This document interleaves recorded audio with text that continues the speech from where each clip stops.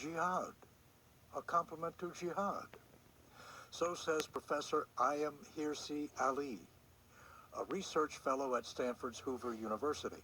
MS Hirsi Ali, a Somalian immigrated to America, is, in the words of one of her Hoover Institute colleagues, Islam's most eloquent apostate. I like that. Islam's most eloquent apostate. MS Ali is intelligent, even brilliant, well-educated, and, as her colleague once again stated, has a greater chance of meeting a violent end, than anyone I have ever met, Salman Rushdie included.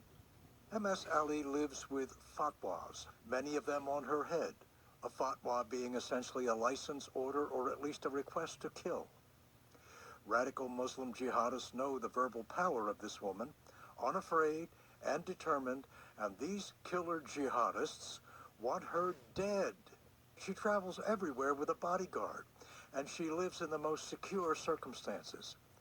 This courageous woman is determined to spread her message and educate any who will listen.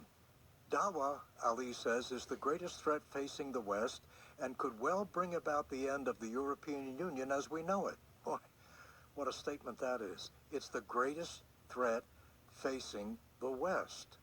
America, as well, is far from immune and will eventually feel the effects of Dawah, motivating Professor Ali to urge President Trump and his administration to adopt a comprehensive anti-Dawah strategy before, as she says, before it is too late. Ali is bold enough to declare that Islam is incapable of reform. Let me repeat that. Islam, in her words, is incapable of reform. Incapable. And consequently, she calls upon Muslims to convert or abandon the religion altogether. Boy, is that courageous. She took that approach a decade ago, but now she believes that Islam can indeed be reformed. That's interesting. That it must be reformed, yeah, that it must, and that it can only be reformed by Muslims themselves. These Islamic reformers Ali calls Mecca Muslims. I suppose that means true Muslims. The faithful, truly religious followers of Muhammad, who prefer the gentler, kindler version of Islam, which was originally promoted by Muhammad before 622 AD. That was the year Muhammad migrated to Medina, and the religion took a militant and unlovely ideological turn. Most militant. It is critically important, says Ali, that the West, including and especially America, regard Islam not simply as a religion, but also as a political ideology. America, she strongly feels, does not do that. Islam is simply not just another religion like Christianity or Buddhism, but again, a political ideology, the ultimate objective of which is to impose Sharia law on all societies, Islamic law everywhere, and of course with that, the destruction of any and all political institutions now in place, especially those which foster a free society. It is, she says, a never-ending process, only ending when an Islamic utopia is achieved. Sharia everywhere. Sharia everywhere. I hope and pray it never happens in America. Ali, in her newly published book on Dawah, indicates that what America calls terrorism and what the Islamists call jihad is an inappropriate preoccupation with Americans and so much of the Western world. America thinks that terrorism is the way of the weak, and if we can take out the leaders and bring down Al-Qaeda or ISIS, then surely the followers will stop their jihad. That, Ali says, is dead wrong. For when one militant organization goes down, a different one emerges, or the same one takes on a different shape. And that occurs, Ali says, because we Americans have been ignoring Dawah. Islamists and Islamic activists have, in America, access to all of our political institutions. They are determined to penetrate, influence, eventually control, and convert America and the rest of the world to Islam by peaceful means, but if not, by jihad, or both jihad and peaceful means. That is, both jihad and dawah. This ceaseless process to convert and control exists everywhere. In families, in schools, in universities, in prisons, in the military, and of course, in politics. Ali states unequivocally that we the people in America cannot allow them to pursue their aims unchecked. We just can't do it, she says.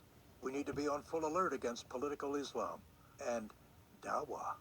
Islam, Ali says, is fundamentally incompatible with the United States Constitution and its freedoms and the equality therein, and with religious pluralism, incompatible. And of course, the equality of men and women. Women have very few, if any, rights under true Islam, and other rights indeed, which we enjoy and even take for granted. Islamists, she says, are indeed homophobic. But the Islamic definition of homophobe is different from ours. The West uses the term homophobic to indicate prejudice against gays, LGBTQ, and against gay marriage. But a true Islamist, says Ali, when using the word homophobe means that Islam wants gays put to death. Again, Islam really wants gays put to death. Dawah is, says Ali ostensibly, a religious missionary activity, and therefore its proponents enjoy a much greater protection by the law in free societies than, for example, Marxists or fascists. One of the groups with such hidden dawah or even jihadist objectives is the supposedly respected, Ali says, CAIR, Council on American Islamic Relations. CAIR has the status of a moderate Muslim organization. But a group like CAIR, says Ali, which takes advantage of the focus on inclusiveness by progressive political bodies and democratic societies, would, if in power, force those societies to bow to Islamist demands in the name of peaceful coexistence. Wow. Oh, I sure hope and pray not in America. In Ali's fight against dawah, she indicates that Islam has the help of what she calls, her term, useful idiots. Useful idiots. That's the communist Lenin's phrase. Ali includes in that category the Southern Poverty Law Center, the SPLC, which has denounced MS Hirsi Ali as an extremist. But Islamic extremists, she says, go to people like the SPLC and ask them to partner with them because we also want to talk about what you guys talk about, which is civil rights, and Muslims are a minority just like you blacks. These Islamic extremists play what Ali calls the victim card, and the SPLC swallows it. She also claims that the ACLU does the very same thing. In short, Western liberals with a blind spot, Ali says, are also complicit, perhaps somewhat unknowingly, in fostering dawah, weakening American institutions, and all the while, perhaps unintentionally, promoting Islam. Ali continues to be alarmed by the ease with which the agents of dawah hide behind constitutional protections they themselves would dismantle if they were in power. In her book, Ali quotes British philosopher Karl Popper, who states the following: if we are not prepared to defend a tolerant society against the onslaught of the intolerant, then the tolerant will be destroyed and tolerance with them.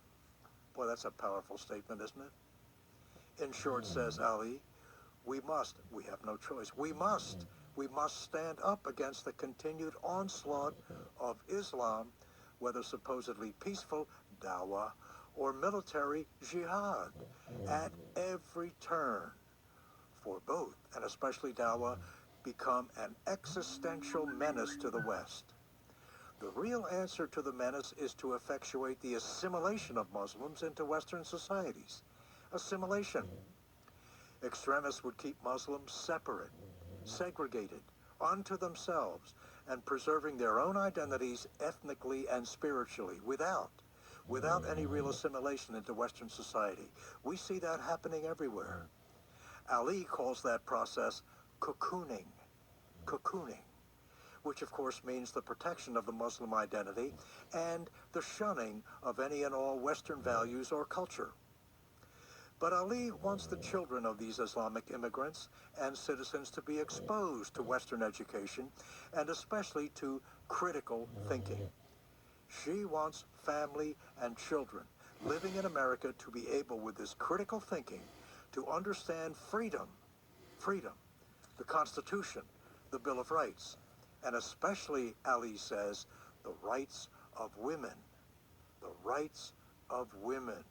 Ali also courageously suggests subjecting immigrants and refugees to ideological scrutiny so as to deny entry, like Trump, heaven forbid, and residence and naturalization to those who are involved with or supportive of Islamism in its extreme forms. Wow, a professor at the Hoover Institute at Stanford who thinks like Trump. That is an unbelievably bold and courageous statement from an equally bold and courageous woman who shares the political philosophy of President Trump and can better articulate the reasons and justification for such a political approach. Boy, can she ever. She's a bright, sharp, eloquent woman, and you should listen to her anytime you have a chance. And of course, the many critics of Ali and others like her who see and understand the real and present danger accuse her of a 21st century McCarthyism, an unfair witch hunt, prejudice against all Muslims. Not so, including and especially the good ones, to which Professor Ali replies, that unfair criticism is just a display of intellectual laziness, a display on the part of her critics of intellectual laziness. We are dealing with lethal ideological movement, the Dawah. We have to grasp, says Ali, the gravity of Dawah. Jihad, she says, is merely an extension of Dawah. And even for some, in fact, Jihad is simply Dawah by another name. A violent, terroristic one, but Dawah, take over.